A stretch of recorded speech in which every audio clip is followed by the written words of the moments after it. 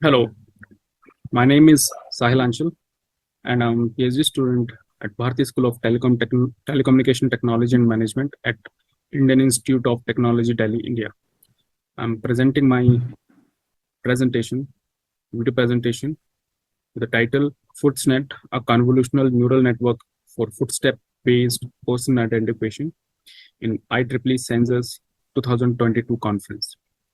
Before proceeding, I would like to introduce my co-authors. Dr. Bodhibrata Mukhopadhyay is affiliated with the Electrical Engineering Department at Indian Institute of Technology, Delhi. And Professor Subrat, who is also my PhD mentor, is affiliated as a faculty member with both the departments in Indian Institute of Technology, Delhi. Here's a brief introduction about the work that I've done. This work is about person identification from the footstep. So the footstep-induced seismic signals or the vibration signals in the indoor are gaining popularity as a potential biometric modality, and researchers have utilized seismic sensor for recording these footstep-induced signals. The existing technique for the person identification had been extremely successful so far, and they have achieved quite high prediction accuracy. However, they suffer a certain limitation because the machine learning classifier that these person identification technique deploys are not able to classify the classes which are not present in the training data. So if the class which is not present in the training data, these classifier will not be able to identify during the testing phase. So because of this, these person identification techniques becomes inefficient in accommodating if we have to incorporate the new users in the system. So if we are talking about smart office, smart buildings, and if you wanted to incorporate more persons into that building and wanted to register them, then the existing techniques are not efficient. In order to accommodate those new users, a retraining of the machine learning model will be required with the new data, which is again a very labor intensive and a time consuming process. So we are addressing this problem where the new users can be accommodated. We have proposed FootsNet, which is a transfer learning based convolutional neural network, and it has two-tier training approach to address this issue of accommodating the new novel classes or the new users. So here's a brief introduction about the system architect of FootsNet for person identification.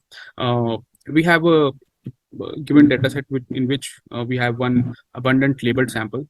We are calling them that the base classes. Those classes of which we have a huge amount of labeled samples. We are calling them a base classes, and then we have a dataset which we are calling here as a limited novel classes labeled dataset X of n.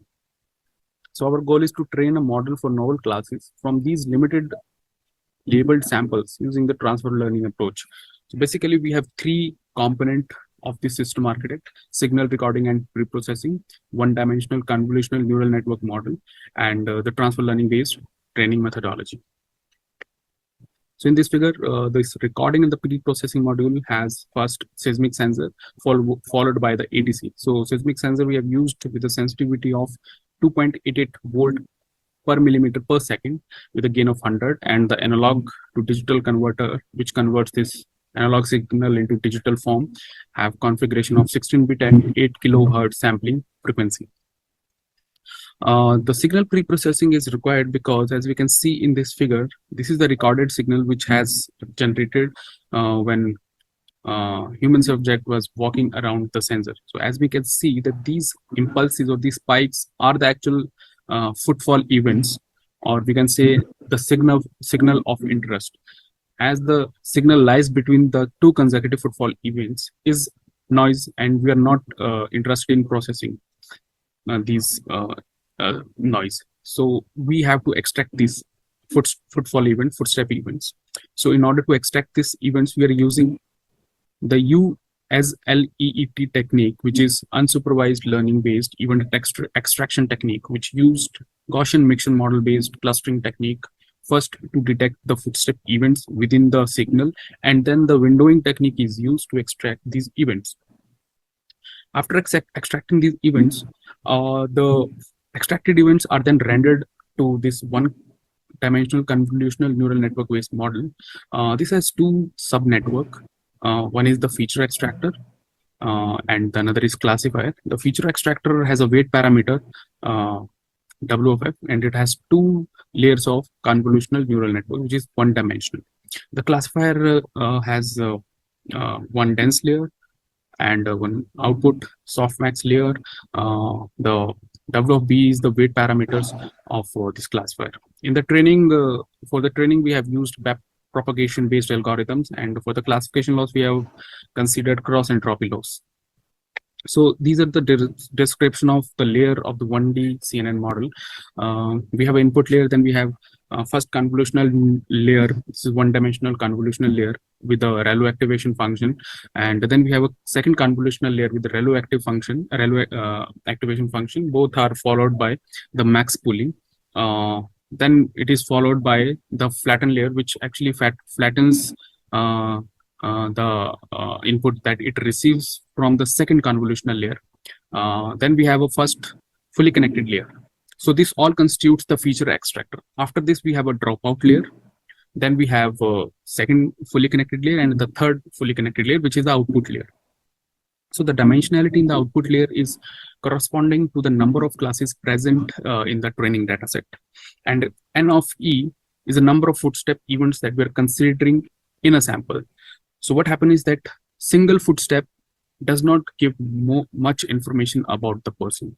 So if we combine more than one footstep into one by some modeling, then the discriminative part of that feature becomes high.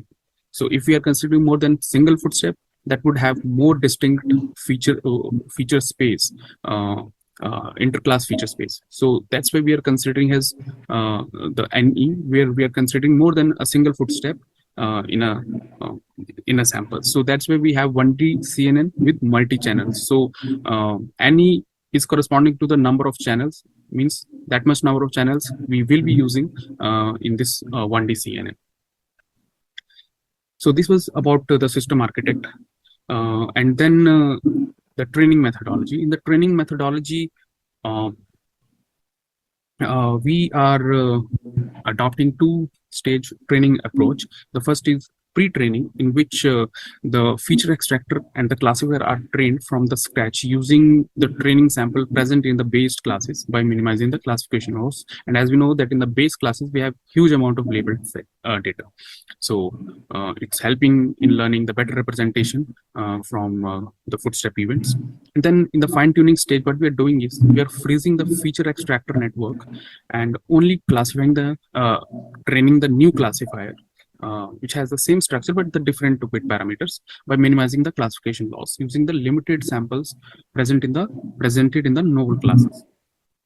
So what happens is that the freeze feature network is helping in learning, is extracting the meaningful representation from the limited samples data, and then the classifier is learning from those features and giving us the output as a classification output for recognizing these novel classes. So this was about the system, this proposed methodology. Now we will come to the experiments and the results that we have used to validate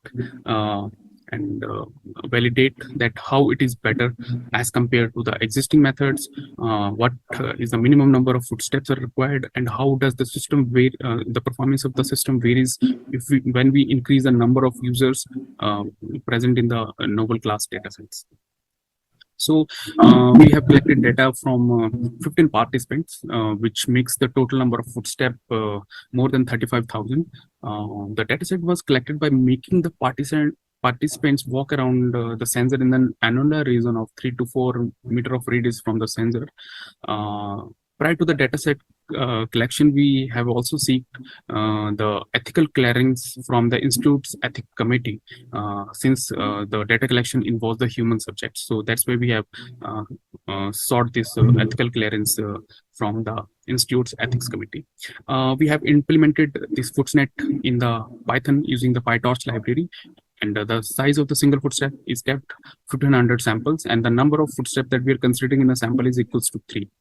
For training, we are using Adam optimizer with a learning rate of 0.001 and epochs of a number of epochs are kept 60. We are splitting our data set into train and test with a ratio of 70/30, and 6 individuals are present in the base class and the rest are used for the novel classes. And the performance metrics, we are using accuracy and F1, and we are only obtaining the result for the novel classes. So this particular table is showing the effect of the number of footstep samples per class. So as we increase the number of footstep sample per class in the novel classes, as we can see, the performance is getting better. And if you consider 150 footsteps as a optimal, since it's giving a respectable accuracy, then we would need 90 seconds of the recording so that we could register 150 footstep from a person, because it has established in the previous study that on an average, a healthy adult takes 60 seconds to walk 100 footsteps. So that's why we would need 90 seconds to collect 150 samples. So that's why the rest of the analysis done is by considering 150 footsteps per class.